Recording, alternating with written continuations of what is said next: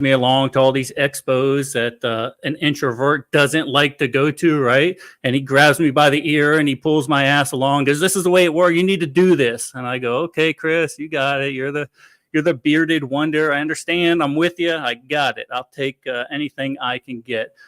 So with that being said, my very good friend, Mr. Angry American, Chris Weatherman. What is up, brother? Y'all? Hey. What is going? I'm just muting my phone here. I'm making sure all my I's are dotted and T's are crossed or however it goes. But I thought this was the Russ Sawyer birthday edition. Is what it is. This ain't about me. This ain't for me. This is Russ. No, we're certainly going to get to Mr. Sawyer in due time. We got some special stuff for him, but we got to get through all this stupid BS news we got going on, and we got to of course address the people that spend a Friday night with us, because I don't look. If I was a young person, I wouldn't be spending Friday night with Pete Robertucci and listen to all his ranting and raving. That's for damn sure. So we got plenty of people over there on Kick, and it looks like people are populating inside of the other traditional platforms. For those of you that don't know, we primarily stream on a platform called kick.com. A little more laid back, all right? I don't have to worry about getting banned for, any maybe wardrobe malfunctions or something like that, right? So, so that's why we like kick.com. And normally we go through about half the show and then we move everything to Kick. But we're just going to stay, Russ, we'll just stay on all three platforms tonight. How's that sound? Good. Excellent. So, Mr. Weatherman, Angry American, what's new on your plate? Tell us. Look, let's just get it out of the way right now. How's the new book coming? Let's just get it out of the way so I don't have to keep doing shots every time somebody asks. Oh, yeah. Well, I'm not even doing shots tonight on that. We're just because, you're not in the great state of the Gunshine State right now. You're up there in the Great White North. But, we've got a little tropical storm bearing down on us. So I'm just doing the usual things for that.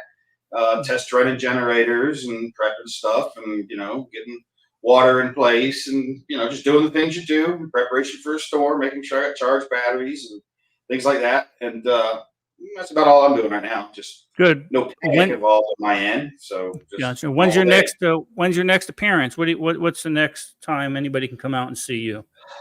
That'll be Mountain Readiness, because I'm here. I'm not leaving this house until probably September 26th-ish. I've got to be up at Troy's Gate, actually. We have a delegation from the Florida House coming up, as well as a delegation from the North Carolina House coming over. And we will be spending the day there with some politicians, putting them through Troy's Gate, talking about self-defense shootings and what people go through and experience, as well as some other things. Since I'm going to have a bit of a captive audience, Florida is making some noise recently about wanting to bring back TV and movie production to Florida, because Hollywood right now is producing nothing, and what they are producing is garbage nobody wants to watch. So I'm going to make a hard push for the show to get those guys to back it and get behind it, and let's make it happen. Okay, absolutely. They can certainly get a lot of content in Florida with a lot less headaches from the woke crowd over there on the West Coast. That's for damn sure. So, Chris, just a quick heads up. The way I normally do things, I go through, I acknowledge the viewers. Looks like everybody, all the normal people are over there on Kick. Opie's over there. Agnes, awesome. Good to see you. Chris, I see over there. Of course, EA number 1. And Terry. Terry's always on there like a half hour early, and we're always chatting it up. So we got a bunch of good people going on over in Kick, and then Griff's over on Facebook. It looks like Miss Mel's on Facebook. Homestead Medical. Good. Thanks, guys, for tuning in again. If you don't know me, what's up? If you don't know me, my name is Pete Robertucci. If you guys don't know, it's fine. If you guys don't know me, I'm Pete Robertucci. I follow Chris around on occasion, and he's kind of taken me every now and then under his wing, so I certainly do appreciate him. So if you get bored, you're doing awesome, dude. You're doing awesome on your own. Your writing is carrying you. We're trying, and that's a great. Well, and that's it. He told me, even like the podcast stuff. He goes, "You got to start doing this stuff," and I'm like, I don't do podcasts. He's like, "No, you got to get out here. This is how you do it. Talk to this person, talk to that person, and make it all happen." So it's starting to work, I guess. And the writing's kind of like doing itself at this point. But when I put out that first book, My butthole was tighter than Dick's hat band, so I didn't know what the hell I was doing. So you certainly helped me out there a lot. So let's hit the news real quick, guys, and we'll keep we'll keep Chris on the screen with us, and let's talk about some of the things that are going on in the news. But first, let's do Troy's Gate. Roll Troy's Gate. Oh yeah, yeah.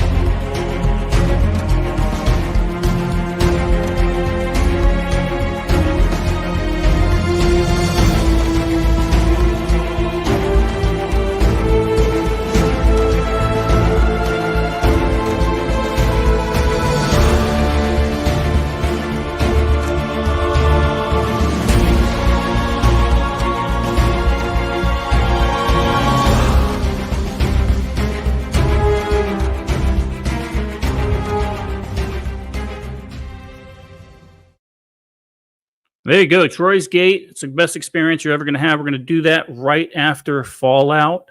So if you haven't put your deposit in for that, guys, please do that. And if you're over on Kick, you'll see the way to do that over there. And maybe I'll go ahead and cut and paste that and put it on the other platform so people can see. That's an amazing experience. And I tell you, that's an eye opener. And for the price point that thing is at, Chris, it's worth every freaking penny. It's less than a lot of professional trainers charge a day. And as you know, having been there, it's a day of training that'll change the way you look at your training. It will either validate or invalidate what you're doing and show you where you're screwing up in a hurry. Yeah. And I highly recommend guys come to that trip. I'll be there, Pete. We're going to be there too.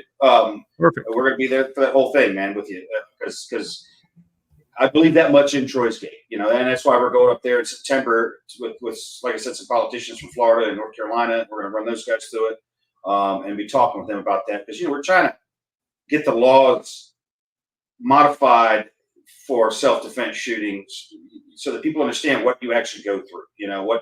That some of the things that you do are involuntary; they weren't conscious decisions that you took. Things like that. Right. And it gets you in that mindset, and it gets you into that after action, that after shooting. And what were you thinking? What did you see? There's no right or wrong during the experience. It just basically it's an entire learning experience, and it's got real life applications. And we're going to show that with our next clip, and not right yet, but that's going to go on directly after Fallout, the 21st and 22nd. The 21st, we're going to do a hands-on live shoot.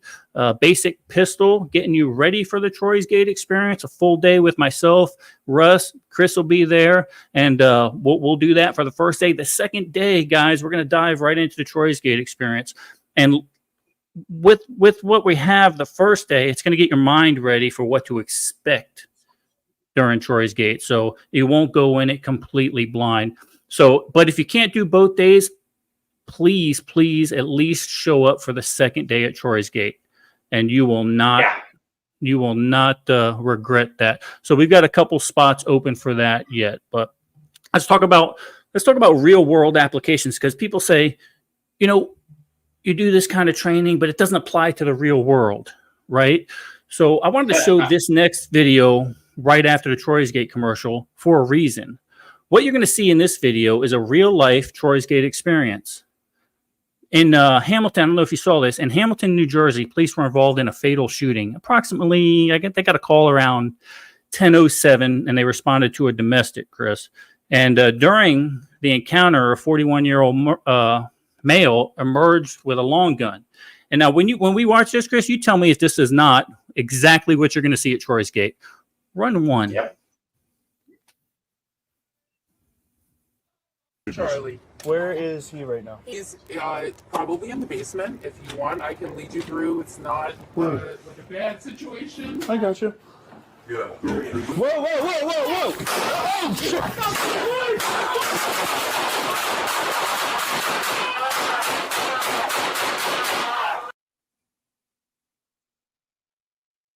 Mm.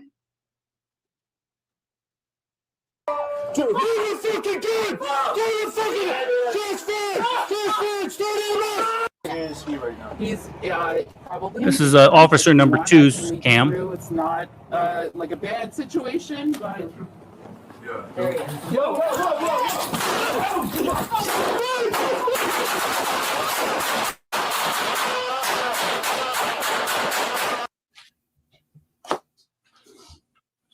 So YouTube kind of bleeped out some of Yeah. the colorful language for the most part.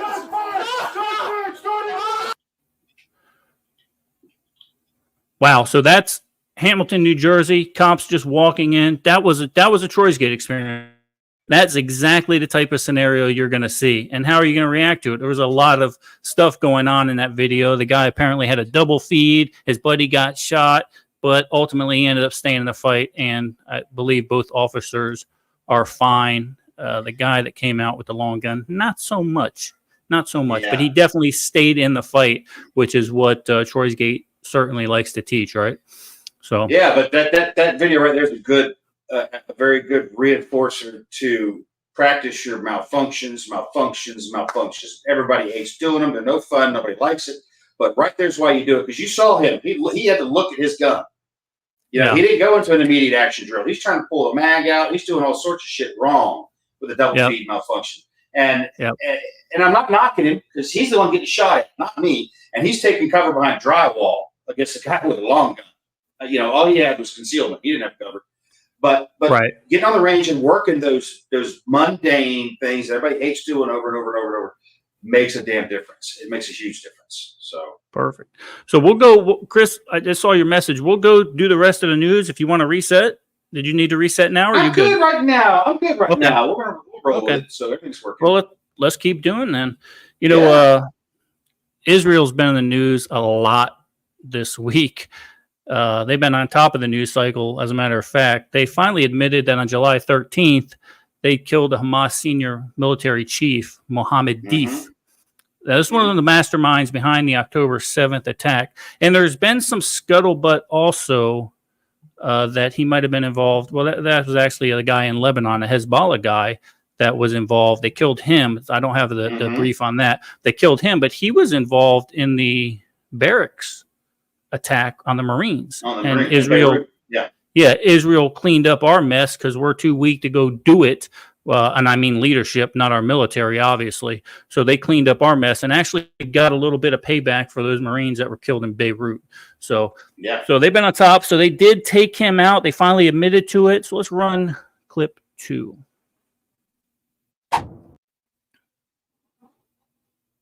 Jumana, I mean, it seems that Israel is once again demonstrating its willingness to risk retaliation after yesterday targeting within a few hours the senior Hamas and Hezbollah leaders and now going after the military chief.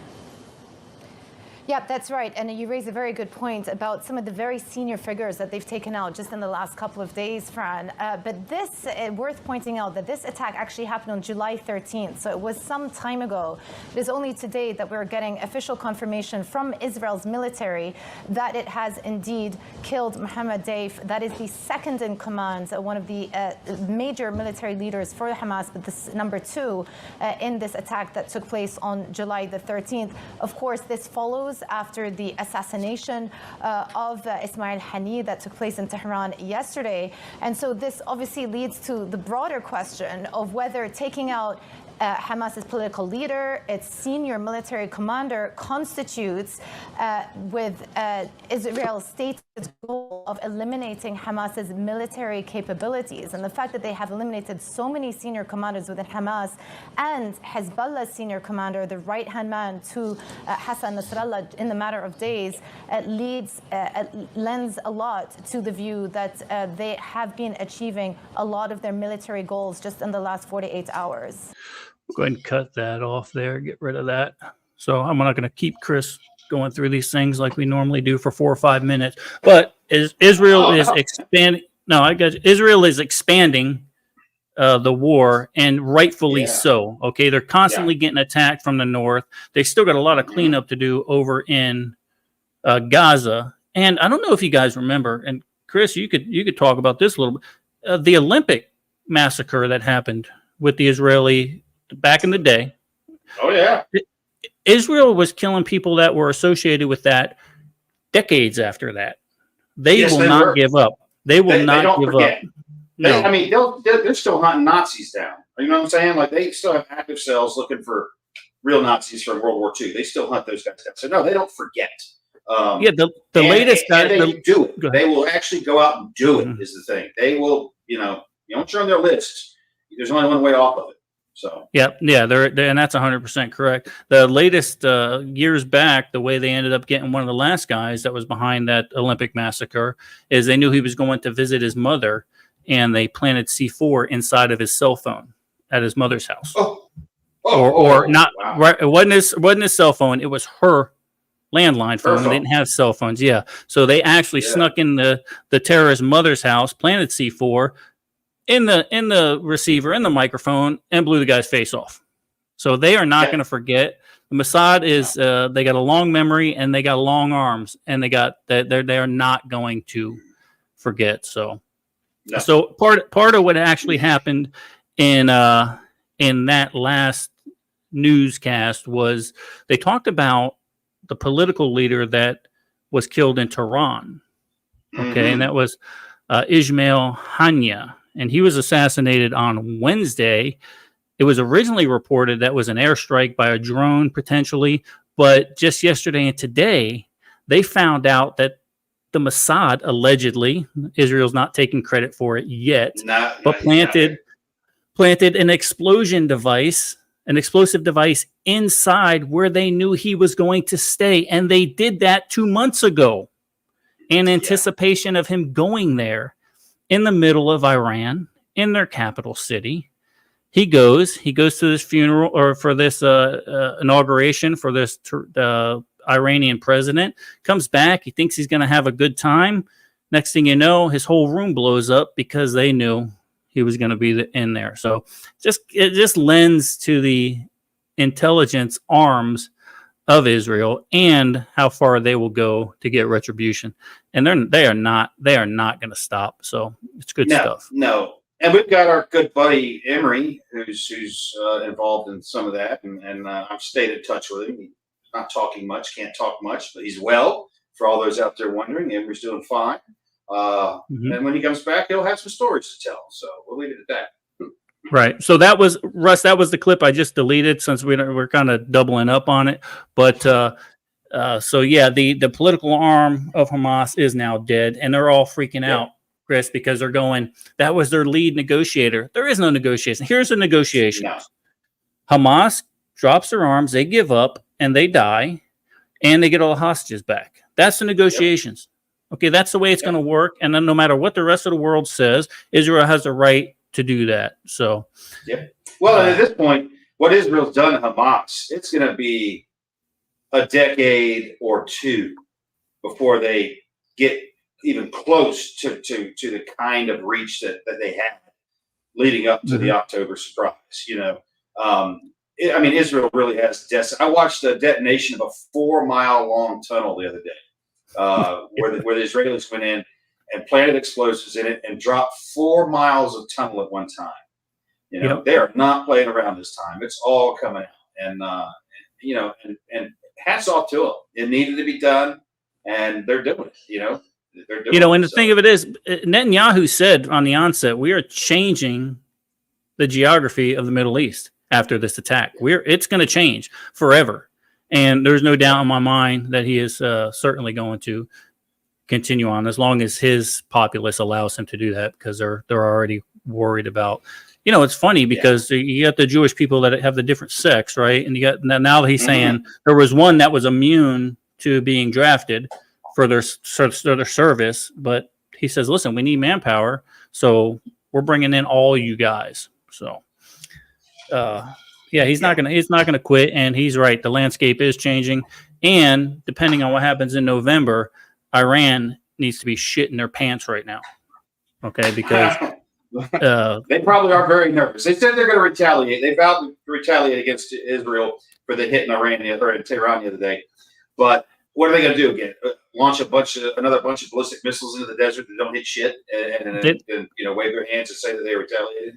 Yeah, then that's just to appease their populace. They don't want to hit Israel. They're afraid to death of Israel really going after them. So, we'll see how all that plays out. Guys, we're going to do something different this week, and it came to me from a comedian that we went and saw the other night named Charlie Barons. So I know I always do all these political rants. I give you political news. I get it. Everyone gets tired of hearing about it. So we're going to do something a little bit different tonight. We're going to do something I'm calling Eden Extras. And those are those news stories that make you go, what the hell? Is that really news? Did that really happen? And we'll put our particular spin on this. Let's roll clip 4, Russ.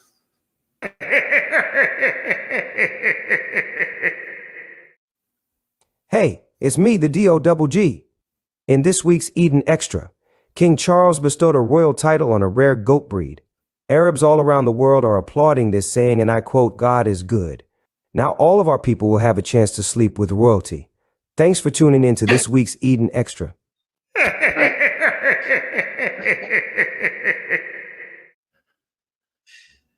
So I didn't make the story up. I didn't make it up. I took a little bit of professional liberty and added a little bit of stuff to it. But apparently the king has went ahead and made royalty out of a specific breed of goats. And man, they're really happy. Those Arabs are really happy. Did you see the video that came out a week or two ago, maybe now? It was the goat beauty pageant. Did you see that? No, I did not. I don't know where it was. I didn't read it. I just saw the video back myself.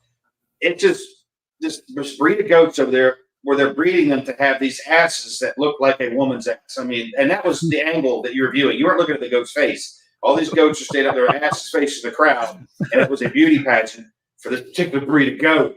And I was like, yeah, I bet it's a beauty pageant. It looks more like a brothel to me.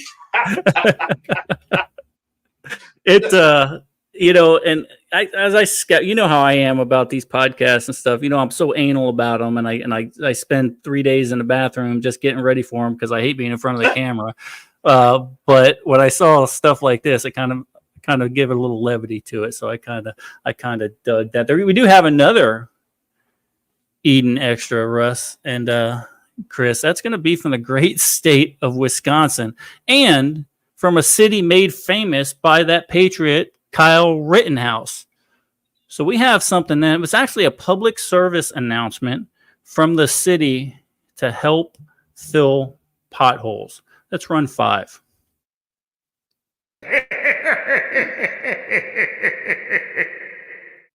Do you have a hole that needs to be filled? The city of Kenosha takes public safety very seriously, which is why we're excited to launch our new hashtag #ShowUsYourHole public safety initiative. To participate, simply send us a picture of your hole along with its location and the tagline, "Come fill my hole," and we will dispatch our crews to service your hole in a prompt and professional manner. Your satisfaction is our priority.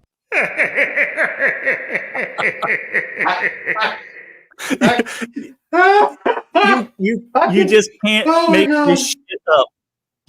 I could just see some bored ass dude in the city of Kenosha roads department who they tell him they're going to start this new thing. They're like, you need to put out a tweet about it. He's like, oh yeah, I got this. Yeah, okay, no problem. We're going to a pothole fill. Yeah, I got it. We'll get the holes filled. We'll fill all the holes. I'll find out where all the holes are, and we'll get all the holes filled. And they're all going, yeah, that's what we want to do. He's like, got on it. Yes, I got it. Yeah. That would be me. That's what I would have done. Of course, why not have some fun in your civil service job and do some stuff like that? I don't know who writes that stuff, and if they don't read it, but I can guarantee, knowing the how funny these people are in Wisconsin, they probably did it as a joke. But it was pretty damn funny, and I thank Charlie Barons for that idea because he actually did that the other night. I would like to see the collage of pictures they're getting. Oh, all you have to do just look for that on Facebook and look at all the comments that they have. Oh my god, that is so good. That is hilarious. So that, guys, is all the news that is the news for tonight. I don't want to bore you with too much, you guys. And I didn't even touch on NEPAD vice president or the vegetable that's sitting in the White House. We didn't even talk about them today. Normally I go on a half-hour rant about that, but I'm not going to do it tonight, I promise, because that's what tonight is about. Tonight is about a guy that works behind the scenes all the time, and he does it regardless of who asks. And he keeps me on track, keeps me out of trouble for the most part. And that is our good friend, Russ Sawyer. Russ, come on up, buddy. Let me bring you in here. Russ has got the hardest job in the world. That's trying to keep me on track. That's the hardest job for anybody, hands down. Yeah, it is. So for you guys that don't know, today is Russ's birthday, and he's up here in the North Woods of Wisconsin enjoying some nice weather. So he actually did a cross country trip and ended up throwing his camper out in the North 40 riding shack for a little bit. So Russ and Teresa are here, and we're happy to have them here. But we're hoping that today is a good. I didn't mean to make you work today, Russ. I tried to change it for you, but you said nope. You're happy doing this. He called me today, and I'm like, dude, it's your birthday. Stop. It's your birthday. You don't need to be worried about my shit today. But that's Russ. Russ is he's always on. I'll tell you guys that Russ is always on. So he is always on. So Russ, tell us about your day today. What did you think of the first real day in the North Woods of Wisconsin? We took you on a little road trip, but not much. Tell us about your first day up here in the North Woods. It was a damn sight cooler than Fort Sill, Oklahoma, with no wind, which I really enjoyed. When we left Fort Sill, it was 103 at 10 o'clock in the morning. It hit 88 here today, and I took several naps, went to a meat market, and spent way too much money, but I'm going to enjoy every piece of meat out of this thing. It is a phenomenal meat market, Chris. Shit. One of the best I've ever been to. We had homemade Wisconsin brats for supper tonight. We picked up a brisket that I'm going to smoke on Monday, and I think we're doing tomahawk ribeyes on Sunday, right, Pete? Sunday, yep, we're going to do that. They weigh about 4 or 5 pounds a piece. So maybe we'll go live and we'll have the meat sweats. What does it cost up there? Because I buy them here, I know what it costs me. Everything's expensive thanks to Bidenomics, but they were about $20 a pound. Yeah, that's about right. Okay, that's about what I'm paying down here. Okay. But Bidenomics, there's no all local stuff. So that's kind of what we did. That's even better. Yeah, I like that. So I picked up a bottle of bourbon today, and it's quasi Eden Army. It is called Oak and Eden. Oh, that's good whiskey. I've had that. It is. It's got the oak corkscrew in the bottle. Whiskey. Yeah. Yes, it is. I got one laying around here. It's empty, laying around here somewhere. So yeah, it is very good, and we are drinking it out of Pete's birthday present. I don't know if you can make it out. Nice. Kind of hard to see over this, but nice. Engraved Eden Army. Oh, and that reminds me too. Stalker Mom sent us up. I have nicknames for everybody, Chris. Stalker Mom sent this thing here. Let me lift it up real quick. Sent this guy here up to the North 40. And I'm like, cool, ammunition, right? But apparently the world knows that I'm an alcoholic. So it only gets worse, trust me. I know. And it's basically a whole set of cocktail glasses, bullet ice cubes that you can put in the fridge. And then slate Coaster. So thank you, Stalker Mom, if you're out there in the world. I appreciate it, and we will certainly be using that within the next couple of weeks for sure. And- Probably tomorrow night, to be honest. And Pete, yeah, and Pete and Melissa, a smoking kit for my birthday. Nice. And I'm going to be playing with it here shortly. I have a bottle of Woodford in the cabinet over here that's not double oak, but it will be when we're done with it. So it's actually There you the one to smoke the drinks. You can actually infuse the drinks with smoke. So yeah, we're going to try that out here in a little bit. Smoked old fashions are really Yep, cool. that's what I was thinking. So next Friday night, Russ, we'll go to the place Fish Fry in a place called Spooner, and I'll give you the best smoked old fashioned you've ever had in your life there. Ooh. I promise you that. It's going to be amazing. Good stuff. Look, So Egghead's asking you a question there, Pete. Soon, Egghead. Let me pop it up on the screen here. okay. I can multitask. So Egghead's asking, so did I see your books are on Audible now? Not yet. That we did settle on a narrator. He's been uploading to Audible. And I'm so damn anal, as you guys know, that I'm critiquing his stuff and getting them squared away. But we had 64 auditions, and I narrowed it down to 10. I made him do a second audition, and I finally picked a fella who's never done Audible before, like me. Then I've never written before, so I'm bringing somebody up with me who's relatively unknown in the business. And he's doing a really good job. So I'm kind of going through the chapters he's put up already, make sure they're up to your guys' standards, not so much mine. And it's happening. So we hope to have the first one out by Fallout. And then he'll roll right into the second one. We'll do all 3 of the Eden series on Audible. And then we're just about wrapping up book 1 of the new series. So things are happening. Apparently, Chris, you didn't tell me, it's fun writing. I love it. I enjoy it. But you didn't tell me it was this much work. Right? It can be tons of work, man. Yeah. I'm lucky, though, because for my audio, all I do is send the manuscript away, and I've got an audiobook publisher that handles the whole shooting match, so I don't have to do none of that hard legwork. I just got lucky in that regard.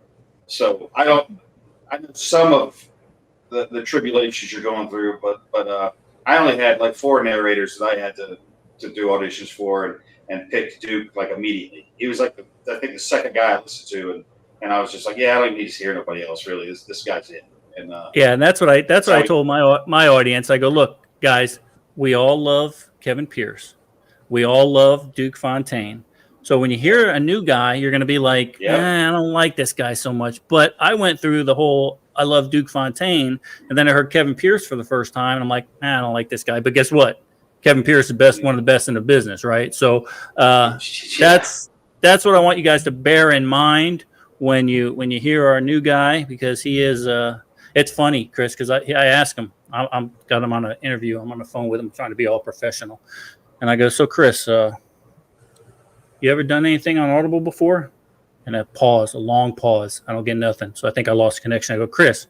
He goes, well, I took a master class a couple weeks ago.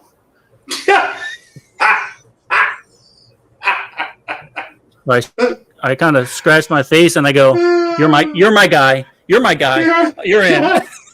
I love it. That's fantastic. And like you said, you're bringing a new voice, which I love, because like Kevin Pierce asked me one time, he's like, when are you going to let me narrate one of your books? And I said, never. He just kind of looked at me. I'm like, dude, you can't do all of them. I know you want to be the voice of the apocalypse, and I get that. I said, but we got to give other folks a chance too. I'm like, besides, you don't need my books. You're doing everybody else's books. Right, exactly. It's not like Franklin hasn't bought it like Kevin's 3rd and 4th vacation homes. Oh yeah, probably at least at the minimum. Yeah, and so Christy over in Kick Chat has a question. It's kind of a feel-good question, so we'll put this up on the screen here. She says, "What about the dude from Turkey in the Olympics?" I'm feeling this guy. I mean, he's a part like me. I love this guy. Divorced, and they're done that, and he's just in there shooting and just having fun. And says, "I want my dog back." I love guys. It. Yeah. And let me tell you, what a prime example that you don't need Gucci gun shit. Right? Yeah. this guy basically got a Mark IV 22 that he's shooting with, and then he's going up against these millennials that are doing weird. They got weird shit on their eyes, and and he ends up getting what did he get? The silver, right, Russ? Yeah, he got silver. Yeah. So love it. Yeah. Let's see what we got going on. And walks out in blue jeans and a t-shirt. Everybody else has got their shooting outfits on, and blue jeans it's and a so t-shirt. good fun. Yeah, That's the best part of it to me. Glasses, nothing. He's just pow. That's fucking classic. Yeah, let's see. Patrick says, Chris Weatherman, you ever messing around with thermal? Yeah, I see it. Yeah. Turn around and see your reflection in the window. Yeah. Yeah, no, I haven't done that. I have used my thermals for some interesting stuff as far as tracking. People don't realize how long footprints will actually remain visible on the ground after someone's crossed. And at night, it's pretty handy for that. And you can surprise the shit out of some folks when they don't think you can see where they're going, and you can see exactly where they went. They don't last long, so you kind of got to look and get a quick tracking and run that direction. But yeah, thermal's a lot of fun. I highly recommend thermal and night vision. You need both, in my opinion. Yeah, that's a good point. We use thermal a lot. For those of you that don't know, as a firefighter in my past life, but we use thermal a lot. And Chris, you're 100% right. I could track a child going to hide in a closet by her handprints and footprints during the structure fire and get them out. And so we did a lot of training like that. And they actually those footprints, if they're not wearing shoes, stay for quite some time. Now I haven't gone to the thermal aspect of shooting and stuff like that yet, because most of my fans know, but your people probably don't know, Chris, that I'm a cheap ass, real cheap. That's what Melissa says. I think I'm frugal. She says I'm a cheap ass. I don't know, but we'll see. Someday, maybe. It's only Federal Reserve notes. They're not worth shit, so I like to turn them into commodities as fast as I can. I like I like that concept a little bit. But you and Melissa, my wife, are on the same page, obviously, because she's trying to spend it more than Jeff Bezos is paying me every month. So it's interesting.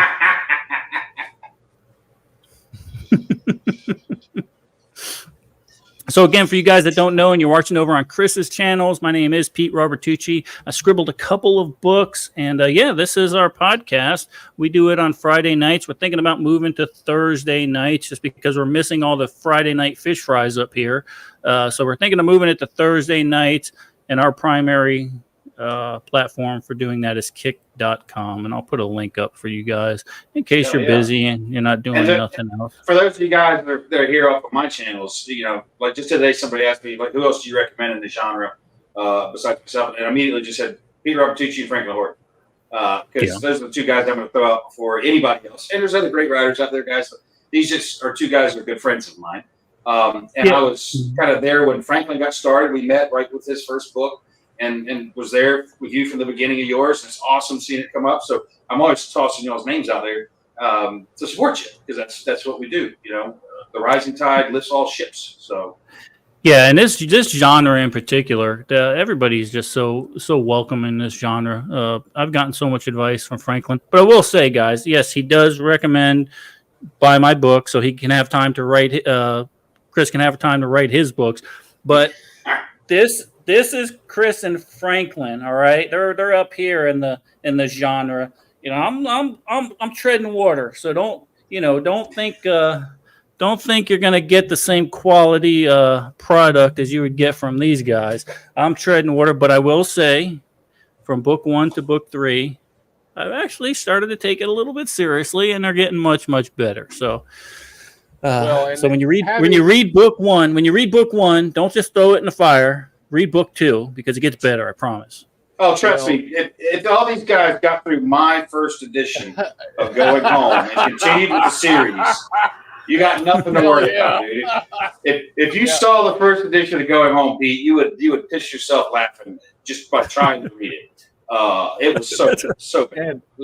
And that was the first published edition, not the one that was on the internet. That was not the one that was on the internet. No, that was way worse. I was usually having the back when I was writing that stuff. It was fun. It was loads of fun.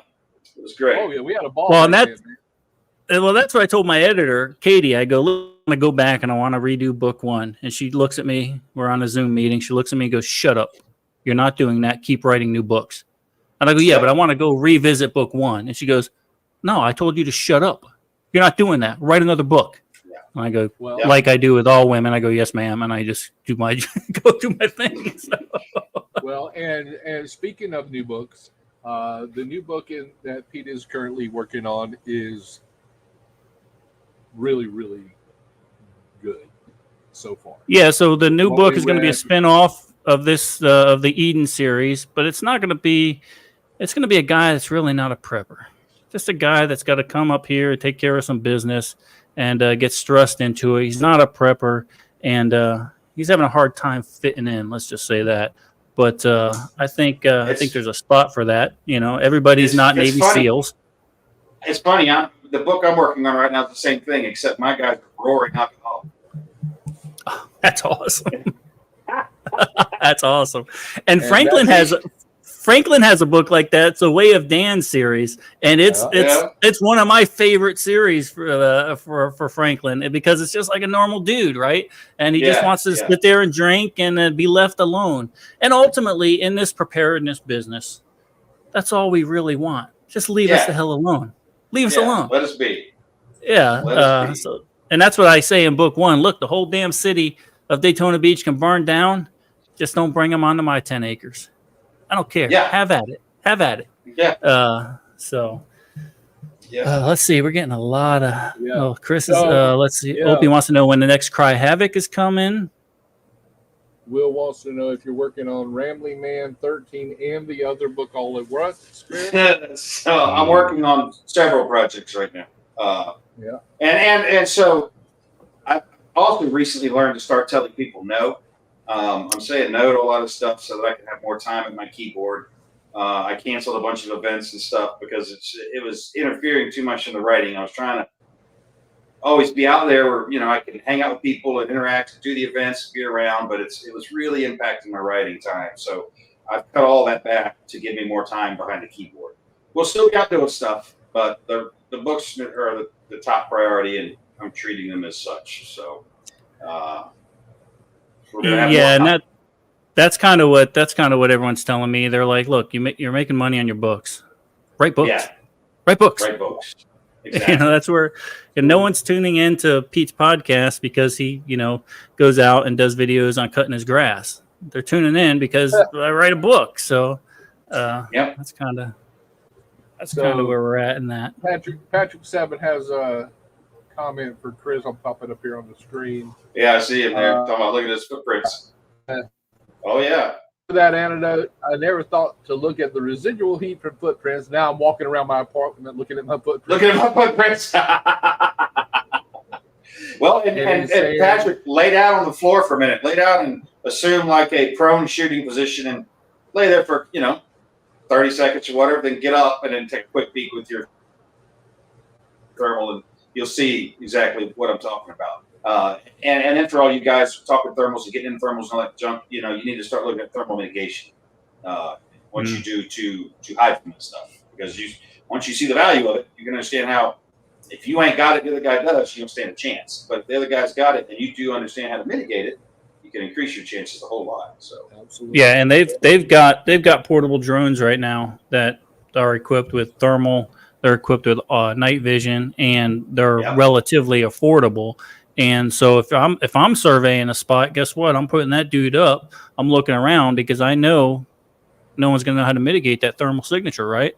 So give you an idea of what's going on someplace before you go into it, if it ever came to that kind of thing. And the event, unfortunately, Chris had to cancel out of the event up in Montana with Joe Dolio and all the guys from Future Conflict, NC Scout. That is this weekend, guys, if you're up in Big Fork, Montana. I want to be there so bad. Days. But if you're up that way, give them a shout out. Head up there and check them out. Yeah. I wanted to get Chris, up there, but that just isn't working out.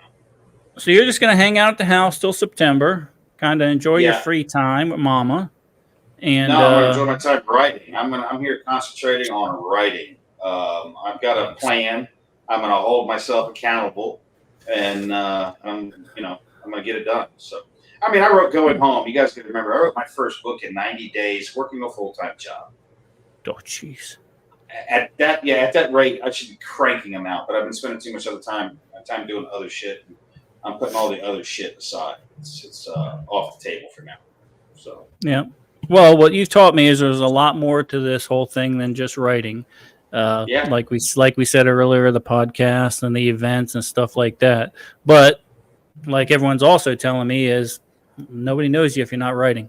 So that's right. Yeah, it's a balancing act. Because I didn't even want to leave the house, Chris. I didn't want you and Russ were like, you got to come to this, you got to do this. I'm like, no, I'm not doing that. We had to beat you into mountain readiness. We had to almost drag you kicking and screaming in mountain readiness. But then once you got there, they were like, I get it now. I get it. Yeah, absolutely. Not to mention Hinman, but we will apologize for that one. We'll apologize for that one. You bastards almost got me killed in Hinman. I don't want to hear it. I was friggin' in a field with a tornado over my head in a tent. Yeah, when I came out, but here's the deal: you weren't a bushcrafter, and you survived. That was the funniest thing. I come out there the next morning, and I'm surveying the carnage of this bushcraft camp, and some of the people are kind of lamenting and moaning a little bit, and I was just like, "Fuck them! They're survivalists." I'm like, you guys are here. You're supposed to deal with it. All right, this sucks. Well, now what? Now, all right, this is a prime example of why we do the things we do. It really happened. Now, how are you fixing it? You're packing your shit up and going to the house. Oh, that's how you fix it? Okay. Right. So that lets me know that these people aren't serious, and they don't take this serious. I've done this shit for real in serious real-world conditions where there was no, I'm going to go home right this second. I'm mad. I'm going to take my ball and leave. And it gives you an entirely different perspective on things. So, Well, I went that morning, and of course I was up to crack of dawn because I was up all night, but I had to go in the field on the other side of my tent and get all my cooking gear because it had flown over my tent along with the table. And I'm getting it all together, and I'm brewing a pot of coffee, and I'm walking around looking at all these guys, and I'm thinking, I wasn't thinking to myself. I said it to a few of them. I go, you guys are the worst survivalists ever. You're the worst. It's the worst survivalists ever. I go, and some of you are instructors. Get out. Just fucking leave. Get out of here. Yep. Yep. But it was a good time. Yeah, but I came in that morning. My hair was all. I was just drenched, and I'm like, I wake up, and there's a message on the phone from Pete, and it's like, well, that was interesting. We had a tornado. I'm like, wait, what?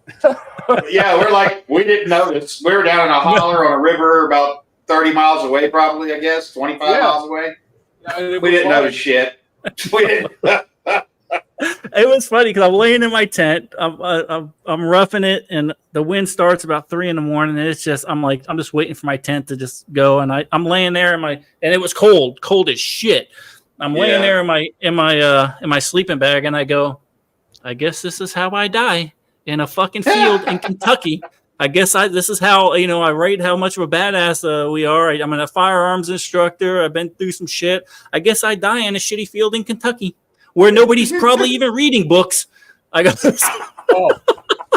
Yeah, we did severely underestimate the reading level of Hinman, Kentucky. We absolutely did. Yes. Yes, we did. Oh my goodness. Good God. So good. Yeah, we'll put the 0 out of 0. We'll do not recommend on that one. Yeah, I don't ever need to go back. That place was. I mean, granted, it was wintertime, fall, whatever you want to call it, and the trees were bare, but it was just depressing as shit to me up there. The never really being able to see the horizon much because of all the mountains, and you're always driving through the hollers, and and I'm a flatlander. I'm born and raised in Florida, but I like the mountains, but I don't like that closed-in feel of like you're just you can see 100 yards, and then it's just more dirt, and you got to look. Up like this to even see the damn sky. It kind of. I tell you, Chris, that first road that we took up the first day, I'll bet you there wasn't a full set of teeth on that whole road. Oh no, there wasn't a full road there. There was entire chunks of asphalt missing, like guardrail and everything. Asphalt 3 feet into the road, just fucking gone. And they spray painted orange spray paint around it. Yeah, you could not have paid me to drive a dually up there, much less Oh, tow yeah. my camper up there. I was just like, thank God that Google Maps didn't try to bring us this direction, with the campers and stuff. It's Yeah, Russ I found know. us the perfect spot to get to. It was a great little campground. It was basically empty, and it was perfect for us. But yeah, that was, yeah. I'm not going back to Hinman, Kentucky. No. Scratch that off the map. Sorry. I mean, I may end up there if I'm doing something else and I got nothing to do for a weekend. Who knows? It was but it was an experience. Look, I gotta learn this stuff. Really, you taught me, Chris. You got to go out there and do it to learn what works for you and what doesn't. And you got to do it so you learn what never to do again in Kentucky. Yeah. And my thought process early on in my career is, look, if I could just make my money back on the trip, I'm happy because I'm getting a little bit of I'm getting to talk to people. If I could do that, but. Yeah, maybe not Hinman again. They can have that. And that's how I've always looked at the events. As long as I break even, I don't care. If I can break even, awesome. That's all I'm looking to do. Yeah. So we have Pete's Eden Army Eden Return to Eden 2.0 coming up in February. And then Chris, I think we're trying to do a mountain readiness something or another in January, February in Florida. We're exploring Working the on it. options right now. Venue is the problem we're having. Every place that we've checked and gone to look at isn't quite right, or they're booked if they're perfect. And but I reached out to some people today that know a hell of a lot more landowners in this state than I do, so they're on the job now helping us, because I told them what we want to bring to the state, and this is some Florida politicians I asked for help. Told them what we want to bring to the state, and they're all about it. They're like, yeah, all right, we're going to help you find a place. We're going to try to make this happen, because there are no events in Florida anymore. There's no prepper events. There used to be one in Lakeland. Every now and then there was one in South Florida. There's one in Jacksonville many years ago that was infamous for me and Steve Bird, Franklin Horton. But there are no more. No one does them down here. Well, and I've never met Stephen Bird, but that's a guy I want to sit down and have a bourbon with.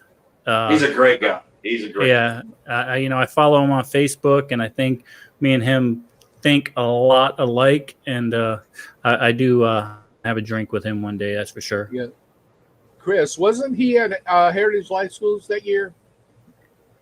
Yeah, he was probably there. You probably he's a private pilot. I think I met him. I think I met him. Some of his stories are fantastic. Some of his stories are just waking up in the trunk of a car. He's got some awesome stories. We've all done that. We've all done that. Oh my gosh. I'm just reading. Good times. That's why when you go hang out, you get to hang out with everybody, and the events are the events, and the training is fantastic. You go there, but for me, it's always the after hours where people can sit down and you get to talk to people. People that read your books, or people that you've never got to meet before, but that read your books, and you get to hang around the fire, and the camaraderie, and just the fellowship of everybody cooking together, eating together, and having a few drinks and sitting down. It's just the greatest thing to me. That's what I enjoy about it. Yeah, and I normally don't like people. I'll be honest with you guys. I pretty much stay in the woods. Me, my wife, my dogs. But going to these events, and I remember the first event over there in Mountain Readiness, someone came up to me and goes, "I just drove 300 miles just to have you sign my book," and I was like, "What? What's wrong with you?" And but the feeling that I got, I'm like, "Wow, this is different. This is different." Because I spent my entire life staying away from cameras and kind of doing things in the dark. But when someone does that, when someone says that to you, you're like, okay, now I gotta start taking this a little more seriously. And that's why T was giving me a hard time. I never want to leave my table because I want to be there to shake everybody's hands. But he goes, "You're an instructor. I need go instruct." Go instruct.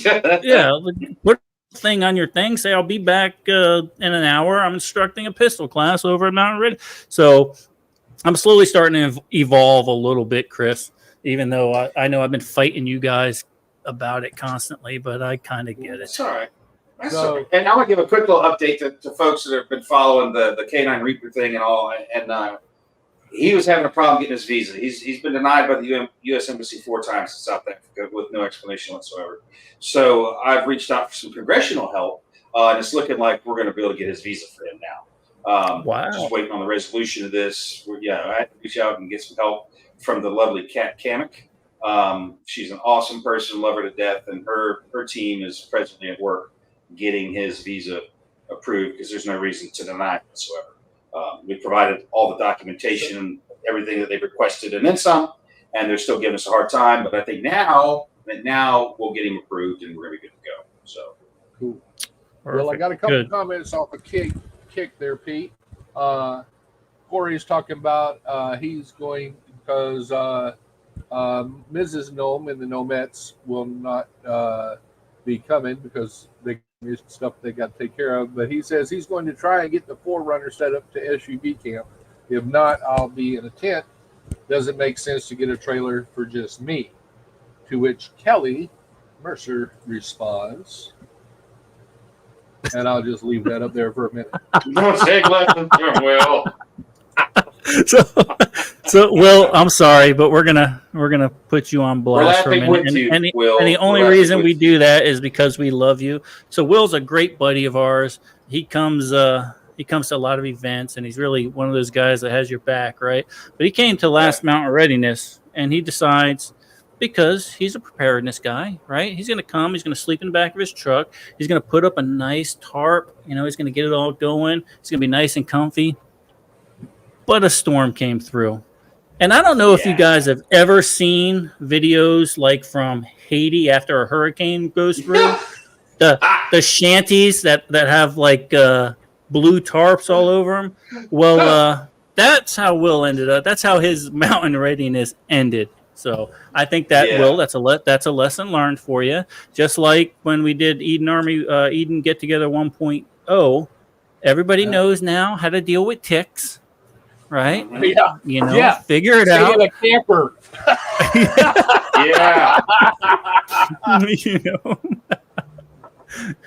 So, but the good news is people came from all over the country to go to that little event, and most of the ticks that were in my field went home with you guys. So thank you very much for that. I appreciate it. Fantastic. Permethrin is your friend, folks. Permethrin is your friend. Yeah. And Opie says he never saw a tick.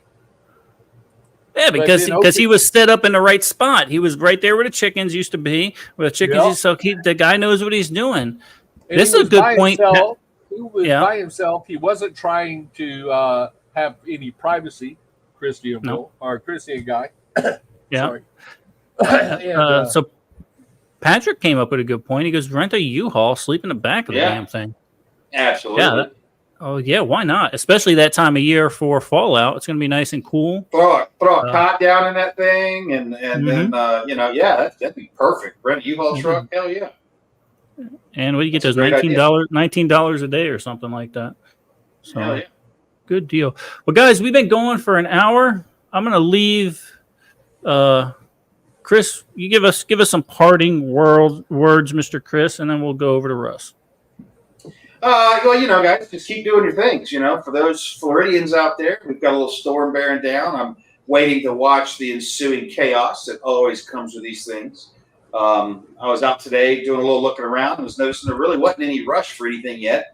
Gas cans are still on the shelves and stuff like that. Things are usually gone real quick. But, if you've got all those things, you don't have to go buy all those things. So, keep your stuff together, stay organized, and go ahead and start testing stuff. Now, you don't want to drag the generator out of the shed the day after the storm passes only to find out that your carburetors are clogged up and won't run. So, test your equipment.